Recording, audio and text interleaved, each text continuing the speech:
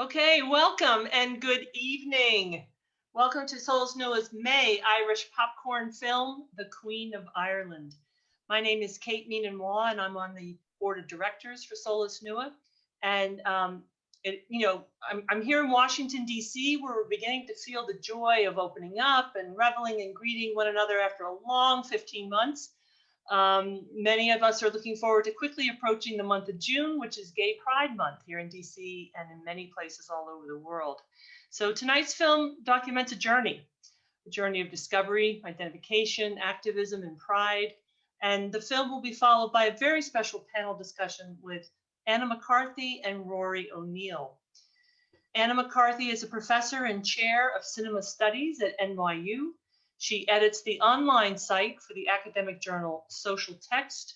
Her books include Ambient Television, Media Space, and The Citizen Machine, Governing by Television in 1950s America. She also writes fiction and recently published an essay on Ireland's longest-running television program, The Angelus. Rory O Neill and his drag alter ego, Panti Bliss, are commentators on the fringes, standing on the outside, looking in and saying the unsayable.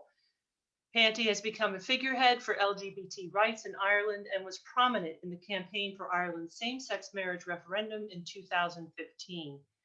Panti is considered to be Ireland's foremost drag queen, and from 1996 to 2012, Panti was the hostess of the annual Alternative Miss Ireland pageant. Panti also regularly hosts the annual Dublin Pride celebrations, which take place in the month of June every year. Conor Horgan, who is the director of the film, is not able to join us tonight, but in the panel discussion, Anna will be sharing some short comments from him. The Queen of Ireland is in fact his first full-length feature documentary, so this was a special moment for Conor in 2015. We are going to ask that you please stick around after the discussion to hear more about what's going on at Solus Noah and to take part in our audience survey. Our ever wonderful Sean Wren will be placing links for future events and the survey link in the chat function as we begin to wrap the evening up. And as always, thank you to Tom McIntyre and Polly Terzian from NYU for making this screening possible for us tonight. So the runtime on tonight's film is about 85 minutes. For those of you wishing to disable the live transcript, if you see live transcript on the bottom of your screen and you wish to disable that, please hover your cursor to the bottom of the screen where you can turn that function off in the Zoom program. We'll use the chat function for general comments and the Q&A for questions for our panelists. And as Panti herself says early in the film when introducing one of her own shows, if you are easily offended, this is not your show. But I would ask you to erase any hesitation and to embrace the story and be inspired by the journey. So get your popcorn and your drink of choice and enjoy this incredible documentary from 2015. Anna and Rory will be back at the film's end. Okay. Hi, everybody. I'm Anna McCarthy, and I'm very happy to be here. Thank you so much, Rory, for staying up. Yes. And we're very happy that you did. I'm going to start today just by sharing a little thing that I recorded when I had a conversation with Conor. I basically asked him about the issues he might have faced having RTE as a sponsor of the production and also as as a critical part of the story of panti-gate specifically. So I was asking him about what he could say and what he couldn't say and how he talked about the money. So here is the clip.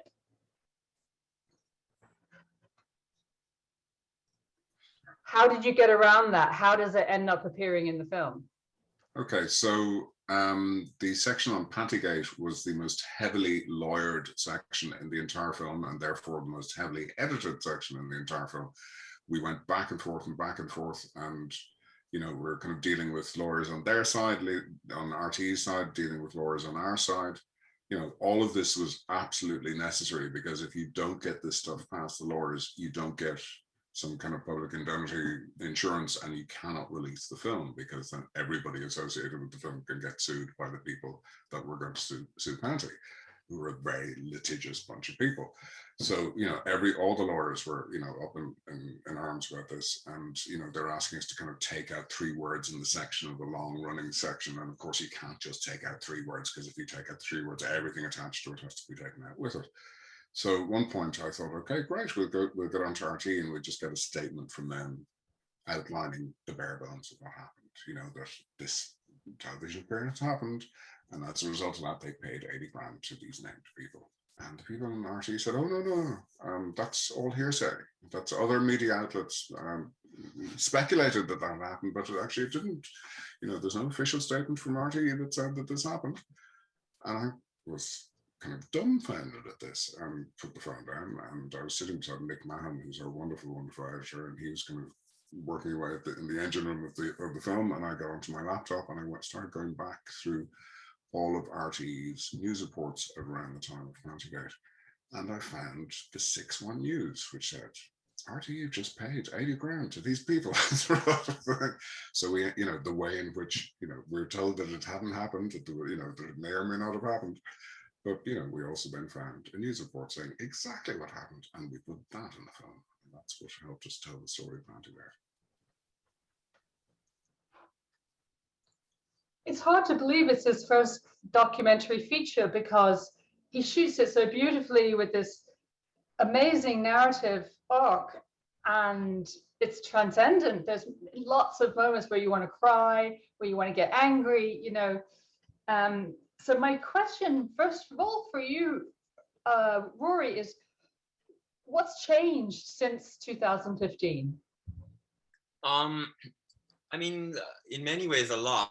You know, I'm often asked, you know, about the referendum and that, and what I tend to say is, you know, Ireland is fairly unique in the world in that respect, from a number of points of view. One is that we're the only country in the world who brought in marriage equality through a referendum, and you know, other countries have, you know, discuss that as a possibility. And if I were going to be giving advice to other countries, I would say don't, for a couple of reasons. One being the campaign is almost by, you know, necessity difficult, tough. It's mentally draining, especially on the LGBTIQ community. It's just an unpleasant experience.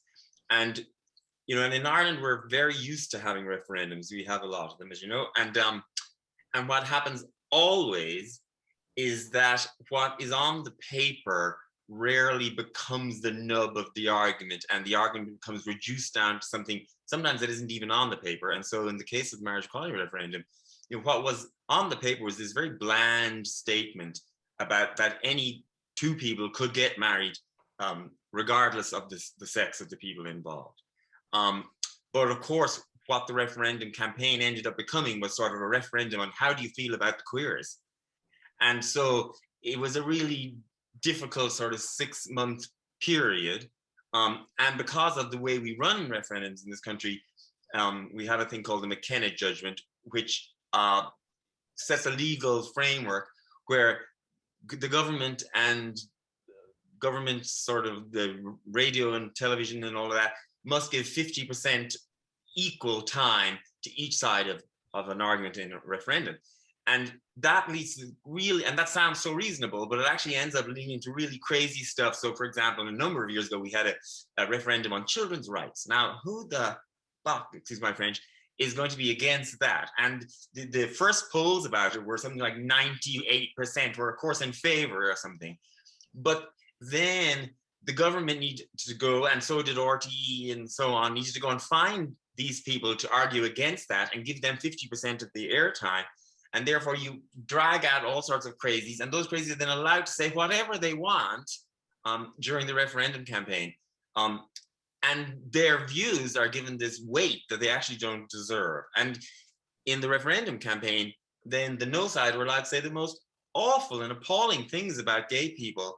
And those things were on telephone poles on the way to school that kids were passing every day. It was on the radio, on the television, in your newspapers for 6 months. It was like the only conversation. So it's really difficult. And of course, doing it by referendum, that's great if you get the answer you want, but if you don't get the answer you want, you might have to wait another generation to try again. So it's very risky.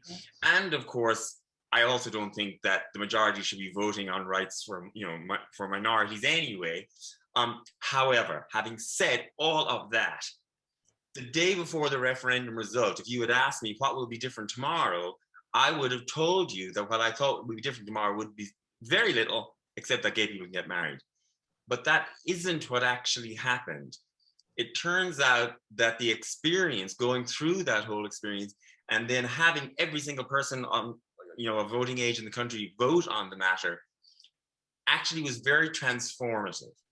And I think I say in the documentary that from the next day you saw gay couples holding hands in the streets, and you still see that these years later, just in a way that you never did for the referendum. Because it turns out, and again, this is where Ireland is unique in the world, we know to a percentage point what the rest of the country thinks about us, the Irish queer community. And before the referendum, I suspected that most Irish people were fine with us. I certainly hoped that.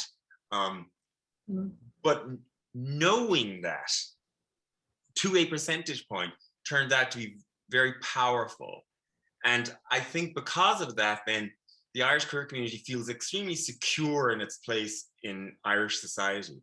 And countries say, like France is a good example, has had marriage equality for many years more than we have, but it, like every other country, brought it in legislatively. And in France, it is still a live issue to this day. There are still occasionally demonstrations about it. And technically, a right-wing government could come in tomorrow and just roll it back. But in Ireland, because we changed the constitution, and because every single person, your granny, the postman, your neighbor, the fella at the post office, they all voted, it's a total fait accompli. It's a done deal. And I think even the people who are on the no side, they would all say, oh God, yeah, that's done, that's over. We've all moved past that. So it turns out that that is really powerful. I think it changed how Irish queer people feel about their place in Irish society. I also think it forced Ireland to have this very deep conversation that most countries don't have about really how do you feel about the gays. And I think it also transformed how the country as a whole sees itself. And it gave Ireland the opportunity, maybe for the first time, to really see itself as progressive and accepting. And it also, I think, gave young people a real sense that change was possible and that they were capable of enacting that change. Especially during the boom years of the 90s, there was fewer sort of protests on the streets about things. And if you looked at the sort of age profile of those protests, there was fewer young people. Whereas nowadays, every second day, the young people are out, demanding change for something and organizing. And that is all just so refreshing. And of course, the marriage equality referendum really played into having, the next big social referendum that we had, which was reproductive rights, which I honestly don't think would have happened if the marriage equality referendum hadn't happened first. I certainly doubt it would have been won as easily, if I can say that, as it was without the marriage equality happening first. So I think it lit a fire under Irish society to seek out injustices or inequalities and to then organize to change them. That is fabulous. And it's interesting that you mentioned the reproductive rights repeal of the abortion ban in the Irish Constitution. That was a referendum 2 years ago, was it? Yeah. 3 years ago now, was it? 2 years. The pandemic changed everything. Yeah. Before the pandemic. Well, we had the anniversary of both in the last few days. So, yeah. Right. That's true. But then I said this before. I noticed that the women who featured prominently as activists in the 8th Amendment repeal were also in that final lovely scene. Yes, there's a lot of crossover between the two campaigns. There was a lot, and also the campaign for to repeal the 8th Amendment certainly learned a huge amount from the campaign for marriage equality in just how the campaign was organized and run and what was successful and yeah. Yeah. And this film also made me realize how important the blasphemy referendum was as well, because Panty-gate kind of happens in part because of the moral values argument that blasphemy rests on. I must ask you a question that I'm sure everybody in the audience needs to know the answer to as well. Who is Cop Jennings? So Ballinrobe, as you saw in the film, is like a very typical, Irish country market town. And like I think a lot of Irish, country towns, you have like families that have nicknames or people that develop nicknames that then just become, their names. And in Ballinrobe, there's one guy in particular who was a kind of a sort of a hard man when I was in school. I would have been a little bit afraid of him when I was a kid. And his nickname is Cock Jennings. My dad told me that he thinks it came because when he was a kid, he was always fighting and it was like cockfighting, but I've heard various explanations why, but nobody really knows why, but that's his nickname.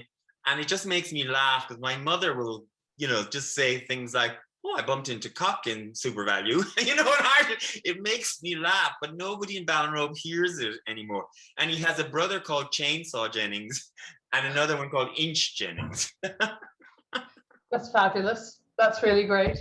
It was very moving seeing them, and this is a strange comparison, but I was reminded of the end of Billy Elliot, when Billy's dad in the audience sees Billy dancing in Swan Lake for the first time and truly gets the power of Billy's performance. And obviously, I'm sure your parents had seen you before performing, but it was lovely. But it definitely felt very different to be doing it there, in that town in front of those people. Like, it is really a small town. And so people often think that I've seen the movie a million times. And the honest truth is I've seen it, properly 3 times. Conor showed it to me before it was released. And I watched it alone on my own. He wanted to make sure there wasn't anything in it that I was going to freak out about. Then I watched the premiere with my family, including my parents, in the cinema. Yeah. And then I once watched it with my fella, not about 2 years ago or something. They're the 3 times, but because it's always been, it did the sort of tour around, and we did all the festivals and all that kind of thing. And it has had, a lot of life since then. There's still a lot of screenings to do with, human rights festivals, or in particular countries, or the UN used it for a long time. And I would often get invited to these things, before COVID in person, and go and do them. And I would go to the cinema, do the wave at the beginning, and then I would go and, have something to eat in whatever country we were in. And then I would just go back with Q&A at the end. But I never minded seeing the last 5 minutes, because that is the only part of the movie that I like watching that too, the Ballinrobe part. So I have seen that end, probably 200 times or something. Conor and I talked about how he carefully matched your father's eye color to his jumper and your eye color to your jumper. And I thought that was brilliant design. Production design. We have a couple of questions from the audience. I know we've only got 10 minutes before we turn it back over to Celestia, but someone is curious about where are the people of color. It's a good question in Ireland, and it's interesting to think about what that means in a sort of a country that was quite monocultural for a long time, but not entirely. Well, Ireland, of course, now has, many people of color living here, but they tend to be very young still, because they tend to be second generation, or, first generation or second generation. And so now, if you look at secondary schools in Dublin now, it's a very colorful mix, but that just wasn't the case even 15 years ago, or certainly 20 years ago. And so it is interesting, that question, because I think so much of the footage, well, all the footage is at least how many years ago is it now? 6 years ago or something. And a lot of the footage in the thing is from well further back, when Ireland really was monocultural to, of course there were people of color, but they were few and far between. So Ireland in the last few years has had a big discussion around Irish people of color, and younger Irish people of color have really, come forward in the last few years in particular. I think just, as performers and thinkers and politicians and so on that, but they're very young still in general. So it would be interesting, if everything was filmed today, it would definitely look very different. That's interesting, yeah. And of course, the Prime Minister, former Taoiseach himself, being a gay person of color, it's sort of interesting how you can be a figurehead in certain ways that way. But I think I recall around the time of the activism around the amendment, there was a lot of involvement from all sorts of communities.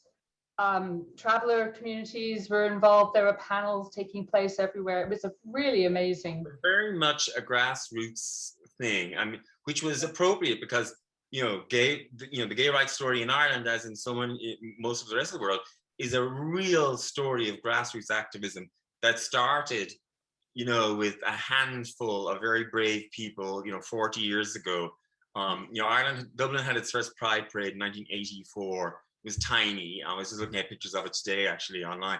And the bravery of those people, and some of those very same people are in the documentary. You see them in shots at Dublin Castle. I mean, what a story, Yeah, that one guy, he's brilliant. He's like, I wish I wasn't 71. That's such a good line. Okay, so someone else would like to know what your health tips are for those of us who are trying to keep our figures. Yeah, well, you can only see me here, but I am now, rounder than I've ever been in my whole life. I have not just put on the few pandemic pounds, I put on pandemic tons. So I'm sort of, part of me quite enjoys this new shape actually, but I've had to rely on all my caftans when I've had to get dressed up at all recently. So I'm a terrible person to be asking at the moment about that. But mostly, of course, there's a lot of trickery involved in drag. Never believe what you actually see in front of your eyes when it comes to drag. Right. It's always in the illusion of, right. Yeah. And someone else wants to know what other countries, is there another country besides Ireland that you'd like to visit and perform in particularly? Oh, yes. Obviously, the countries that are easiest for me to perform in are the English-speaking countries, but I have performed in quite a few of the non-English-speaking countries too. I do spend, or certainly pre-pandemic, I spent a lot of time in Australia. It was sort of where I worked most after Ireland, and the UK, obviously. But I hardly count the UK as being it's too close. Of course, I love going to New York. Open invitation. Well, I mean, the last time I was there was a couple of months before the pandemic. I can't even remember. I love performing in the US. So I'm hoping that soon we can get back to doing things like that. I certainly miss that because pre-pandemic, I travel all the time performing. It's like constant, and I would complain about it at the time sometimes. But I'm never going to complain about it again because at this stage now I miss it. Yeah, I feel the same way. I'm curious, how has Panty Bar been faring in this past year? I mean, Panty Bar is, there, it's covered in dust, but actually today we were in there because we're about to be allowed to open hospitality for outdoor on the 7th of June, and then hopefully indoor with some restrictions from July. But we're going to be opening the 7th of June. It'll be very small because we don't have real outdoor spaces, but we're allowed to take over parking spaces and so on. And, bars and restaurants are to get us through. So yes, looking forward to just opening the doors in some way on the 7th of June. Yeah.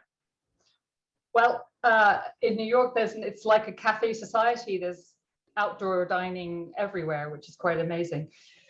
Can you tell us a little bit about Angelo, because he's so wonderful? and because he has an NYU connection. Yeah, so Angelo, who was my drag partner in crime when we were in Tokyo, when we were a double act in Tokyo, he was an English teacher then, and then after we left Japan, he basically gave up his life of nighttime debauchery, and he became a professor of English as a foreign language in NYU and was there for many years until about 6-7 years ago, something like that, when he moved to the University of Michigan in Ann Arbor, where he's the head of the department there. Yeah, he's wonderful. He's just got a great calmness to him, I feel. He does, yeah. And he's also a beautiful in drag, drag. Yeah. Anonymous attendee would like to know about other arts movements or arts projects that helped further gay rights in Ireland. Oh, lots. Theater played a big role. Also during the campaign, there was a lot of various media, but a lot of artists rode in very heavily behind the campaign, from mural painters to theater workers to musicians. They were very, the artist community was very much involved in the gay rights story of Ireland, really from the very beginning. So yeah, I mean, there really isn't, I really can't think of sort of any of the fields that didn't get involved in some way. Even there were priests who came out and said they were in support of gay marriage. And basically the Archbishop of Dublin basically said he was going to vote yes, not in so many words, but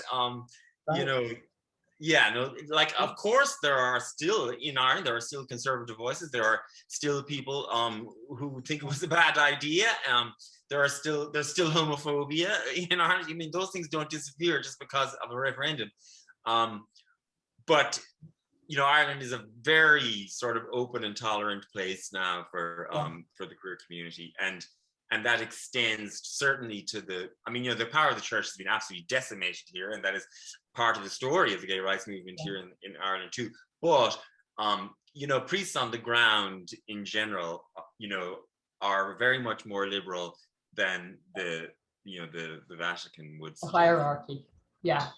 And it's interesting, the Iona Institute gets paid money by the government when actually the Catholic Church owes the government a lot of money as reparations after. Yes, and the Iona Institute, who are the people who involved in Panty-gate and who came from the they're actually a tiny organization, but they make a lot of noise, and because actually I think there are fewer and fewer people who are willing to publicly espouse the kind of old conservative values that they espouse, so they get a lot more airtime than they really deserve. Yeah, exactly. Yeah, well, I'm glad that we're giving ourselves the airtime to celebrate a positive political story in 2021. Thank you. It would have been a very different ending if the referendum result had been a no. Yeah, but the amazing thing is how it was unstoppable. Yeah. It seemed, and the narrative tells it. So now, to even think, why did how could you have ever doubted that was going to be the result? But those fears really were real at the time. Yeah. Yeah. I'm going to turn it back over to Kate Meenan-Waugh. It was lovely to meet you, Rory, and open invitation in New York City post-pandemic. Well, I'll be grabbing it at the first opportunity. Yeah. Great. And of course, I want to thank you both on behalf of Solus Nua. And the film is just fabulous. And Rory, I was just struck by what appears to be really unconditional love from your family from the get-go. And my parents are the absolute stars of that movie. I'm aware of that. Everybody's aware of that. But here, I'll tell you one last final, very, very sad on one level, but beautiful on another. Since the movie came out and it goes off, and every now and then it turns up on Netflix in various countries, or to be on some airlines viewing thing, and so people will be watching while they're on flight. And I sort of often get tweets or whatever, and I can sort of follow. Oh, they must be showing it on Air New Zealand at the moment or whatever. But since it went out into the world, every now and then my mother, in Ireland, as long as you get the family name and then and the town, the letter will probably get to someone. So people write to my mother, and they'll just write, you know, Finn O'Neill, they get that from the thing, and Ballinrobe, you know, Mayo, and it gets to her.